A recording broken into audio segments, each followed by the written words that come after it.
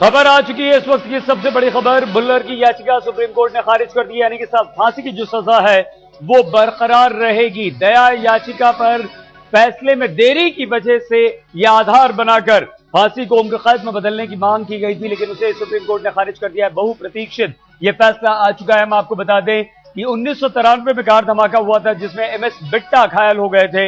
MS Bitta को निशाना बनाया गया था, लेकिन इस वक्त की बड़ी खबर यही है कि सुप्रीम कोर्ट ने देवेंद्र सिंह भुल्लर की दया याचिका खारिज कर दी है। ये याचिका डाली थी दया याचिका को आधार बनाकर सुप्रीम कोर्ट में, जिस याचिका को खारिज कर दिया गया है। सवाल यहां पर यही था कि क्या दया याचिका पर फैसले में देरी की वजह से फांसी की सजा को उम्र कैद में बदला जा सकता है।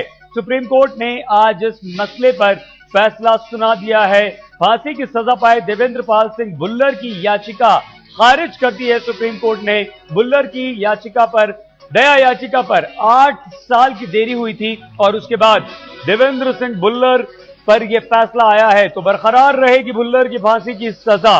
सुप्रीम कोर्ट का दरवाजा भुल्लर ने खटखटाया था और इस मामले पर इस देश की सबसे बड़ी अदालत यानी कि सुप्रीम कोर्ट के फैसले का व्यापक असर होने की बात भी की जा रही थी, क्योंकि इस तरह के और भी मामले लंबित हैं। लेकिन इस वक्त की बड़ी खबर यही है कि देवेंद्र पाल सिंह भुल्लर को 11 सितंबर 1993 में दिल्ली में कार धमाके का दोषी करार दिया गया था। फांसी की सजा सुनाई गई थी, वो सजा बरकरार रहेगी। उसने याचिका डाली थी सुप्रीम कोर्ट में, जिस याचिका को खारिज कर दिया गया है और भुल्लर को अब जो फांसी की सजा दी गई थी वो बरकरार है। 20 साल भुल्लर जेल में गुजार चुका है। दया याचिका उसने राष्ट्रपति के पास डाली थी, जिसमें देरी की वजह से आधार बनाकर यह याचिका एक बार फिर से सुप्रीम कोर्ट में दायर की गई थी। कांग्रेस के युवा नेता मनिंदरजीत सिंह बिट्टा को मारने की कोशिश भुल्लर ने की थी, लेकिन उस हादसे में बुरी तरह से बिट्टा घायल हुए थे और 9 और लोगों की जानें चली गई थी। इस धमाके की जिम्मेदारी ली थी खालिस्तान लिबरेशन फोर्स ने।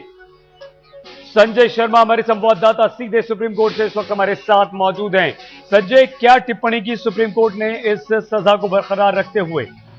कोर्ट ने जो फैसले का ऑपरेटिव पार्ट सुना थे बहुत संक्षेप में सुनाया और कोर्ट ने कहा कि हमने उनकी तमाम दलीलें सुनी और देखी, तमाम रिपोर्ट देखी, इसके बाद हम इसकी अपील को डिसमिस करते हैं।